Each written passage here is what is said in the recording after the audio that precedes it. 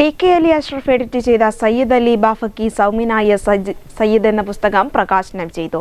Kozhikode K P. Kesava Menon ഹാളിൽ നടന്ന ചടങ്ങിൽ കാന്തപുരം എ.പി. അബൂബക്കർ മുസ്ലിയാർ, വി.സി. ശറഫുദ്ദീൻ കൊടുവള്ളിക്ക് നൽകിക്കൊണ്ടാണ് പ്രകാശനം നിർവഹിച്ചത്. സയ്യിദ് അലി ബാഫക്കിയുടെ വലിയ ജീവിതം ഒരു ഗ്രന്ഥത്തിൽ ഒതുക്കാനാവില്ലെന്നും അതിന്റെ ചെറിയൊരു ഭാഗം പ്രസിദ്ധപ്പെടുത്തിയതിൽ സന്തോഷമുണ്ടെന്നും കാന്തപുരം പറഞ്ഞു.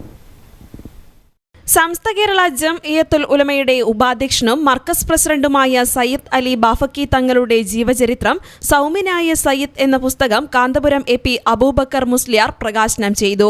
വി.സി. ശറഫുദ്ദീൻ കൊടുവള്ളി പുസ്തകം ഏറ്റുവാങ്ങി. ടി.കെ. അലി അഷ്റഫാണ് എഡിറ്റ് ചെയ്തത്. സയ്യിദ് അലി ബാഫക്കിയുടെ വലിയ ജീവിതം ഒരു ഗ്രന്ഥത്തിൽ ഒതുക്കാനാവില്ലെന്നും അതിന്റെ ചെറിയൊരു ഭാഗം പ്രസിദ്ധപ്പെടുത്തിയതിൽ സന്തോഷമുണ്ടെന്നും കാന്തപുരം എ.പി. അബൂബക്കർ മുസ്ലിയാർ പറഞ്ഞു. ശാസ്ത്രീയമായി ചരിത്രരചന നടത്തിയവരെ കമ്മ്യൂണിസ്റ്റുകാരെന്ന് പറഞ്ഞ് ചരിത്ര ഗവേഷണ കൗൺസിലിൽ നിന്ന് മാറ്റി നിർത്തിയെന്നും ചരിത്രത്തെ ഒരു വിഭാഗത്തിന് അനുകൂലമാക്കി വളച്ചൊടിക്കുന്നവരാണ് ഇപ്പോഴുള്ളതെന്നും ചടങ്ങിൽ സംസാരിച്ച എളമരം കരീം എം.പി. പറഞ്ഞു.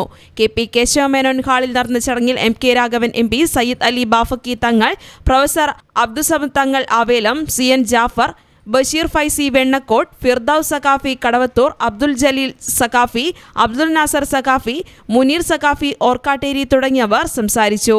ഡോക്ടർ അബൂബക്കർ നിസാമിയുടെ ഹൃദയഭാഷണം എന്ന പുസ്തകവും ചടങ്ങിൽ പ്രകാശനം ചെയ്തു. കെ.വി. അബ്ദുൽ ഷരീഫ് പുസ്തകം ഏറ്റുവാങ്ങി. News bureau, Kozhikode.